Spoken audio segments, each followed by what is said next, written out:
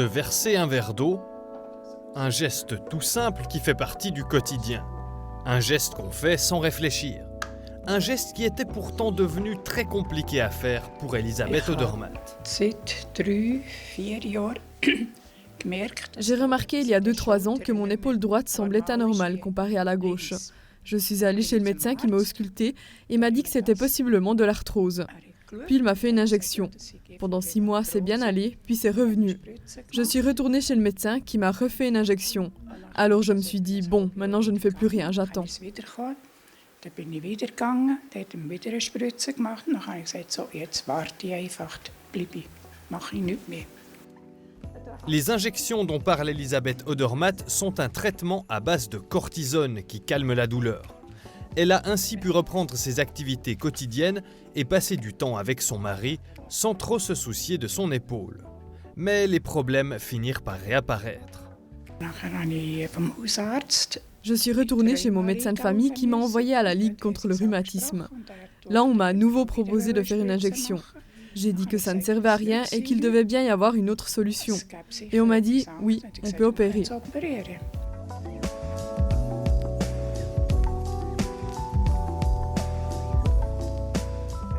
C'est Roman Weibel, médecin adjoint et médecin-chef suppléant en orthopédie au CHB, qui a pris en charge Elisabeth Odermatt.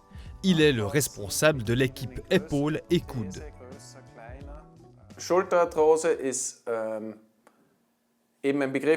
Lorsqu'on parle d'arthrose de l'épaule, on distingue 2 problèmes. Le premier, c'est l'arthrose en soi dans le sens classique. Qu'est-ce que cela signifie? Eh bien, le cartilage, qui est la zone de frottement entre 2 os dans l'articulation, finit par être détruit. Il s'use, disparaît avec le temps. Das kaputt geht. Also der Knorpel, der nützt sich ab, verschwindet mit der Zeit, wird aufgebraucht und dann reibt Knochen auf Knochen. Du coup, il y a un frottement os contre os qui crée une inflammation, ce qui engendre des douleurs. Avec mes patients, j'utilise souvent l'exemple du pneu de voiture. Vous avez la jante en métal et le pneu en caoutchouc. Si vous usez complètement le caoutchouc, vous finissez par rouler sur la jante. C'est le même principe lorsque le cartilage est usé, l'os frotte contre l'os et dans les 2 cas, c'est désagréable. Weder im Auto ist es angenehm, wenn man mit den Metallfelgen auf dem Asphalt fährt, noch einem Gelenk ist es angenehm, wenn Knochen auf Knochen reibt. Ça, c'est un groupe. Le deuxième, qui n'existe que pour l'épaule, c'est l'arthrose due à une rupture des tendons. Cela arrive lorsque la circulation du sang diminue dans les tendons et qu'ils se détachent. Du coup, les tendons ne sont plus utilisés pendant un long moment et ils finissent par être détruits. Elisabeth Odermatt souffre des 2 problèmes, l'usure du cartilage et la destruction d'une partie de la musculature de son épaule. L'opération était donc la meilleure solution, mais elle a dû prendre le temps de peser cette décision. Je savais qu'il fallait le faire, mais c'était assez difficile, honnêtement. J'ai eu besoin de beaucoup de temps pour me décider et me dire « Allez, cette fois j'y vais, je le fais ». Mais finalement, je suis heureuse d'avoir fait cette opération.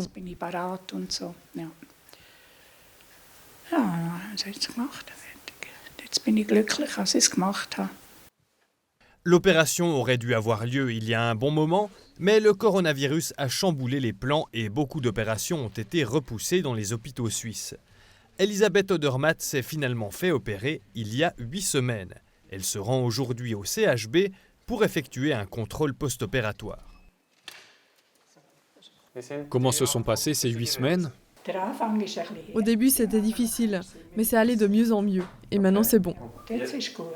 L'opération consiste à poser une prothèse. On voit le résultat sur l'image à gauche. Wir haben ja vor der Operation ein CT gemacht von der Schulter, also so ein Computertomogramm, den Knochen dreidimensional sehen zu können. Avant l'opération, nous avons fait une tomographie de votre épaule, c'est-à-dire un scanner. Ainsi, on peut voir l'os en 3D. On a l'omoplate en 3 dimensions et on peut créer une simulation de la prothèse avant l'opération. Können wir dann eben die unterschiedlichen Komponenten auswählen, zum Beispiel sagen, okay, ich versuche mal, was passiert, wenn wir dort eine größere... On peut choisir les différents composants, par exemple en prenant une tête plus grande pour voir ce qu'il se passe. On voit qu'elle change de taille à l'écran. On peut aussi changer sa position sur la glène.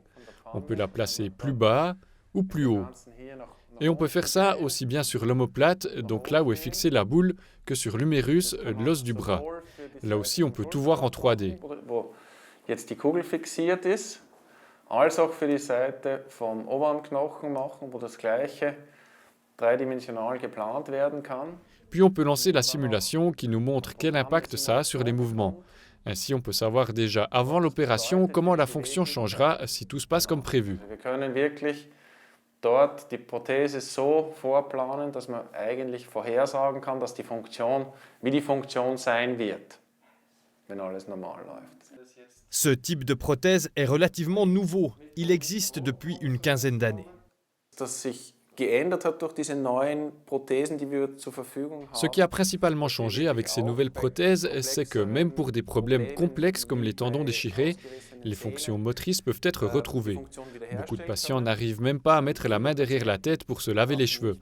Dans les cas les plus graves, certains n'arrivent même plus à porter un verre à leur bouche pour boire. Um sich die Haare zu waschen. Oder im schlimmsten Fall schaffen sie es nicht mal mehr mit dem Glas bis zum Mund zu gehen, um etwas zu trinken. Und das, muss man sagen, das lässt sich sehr Avec ce type de prothèse, on arrive très bien à retrouver ces mouvements. C'est une immense amélioration de la qualité de vie pour ces patients et ces méthodes apportent une grande aide. Große Auswirkungen hat für die Patienten und wo wir wirklich große Hilfestellung leisten können mit diesen Methoden. La principale intéressée est impressionnée. Oui, très impressionné. C'est miraculeux ce qu'on arrive à faire et que ça y est aussi bien après. Il s'agit maintenant de vérifier à quel point Elisabeth Odermatt a récupéré en mobilité. Faites les mouvements avec moi. Montez les bras. Bien, redescendez-les. Maintenant, on colle les coudes au corps et on écarte les avant-bras. Ah, là, ça coince encore un peu. Mettre les mains dans votre dos, vous arrivez? Bon, en 8 semaines, c'est déjà très bien niveau mouvement.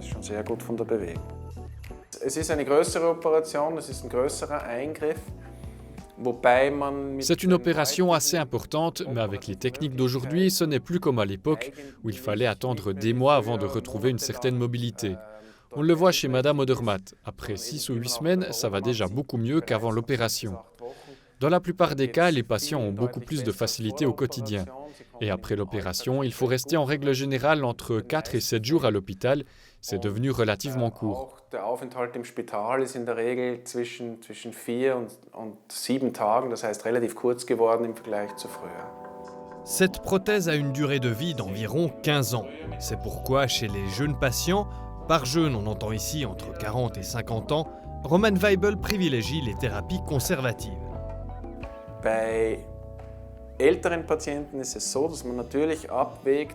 Chez les patients plus âgés, il faut évaluer à quel point le patient peut profiter d'une opération. Pour moi, il n'y a pas d'âge limite. Je ne dis pas, par exemple, bon, ce patient a 90 ans, c'est trop âgé pour une opération.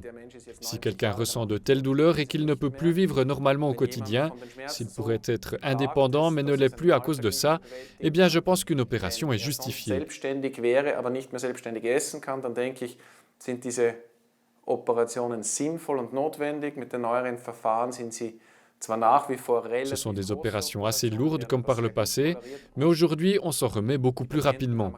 Et les patients gagnent rapidement en qualité de vie. Pour moi, l'âge du patient est à relativiser.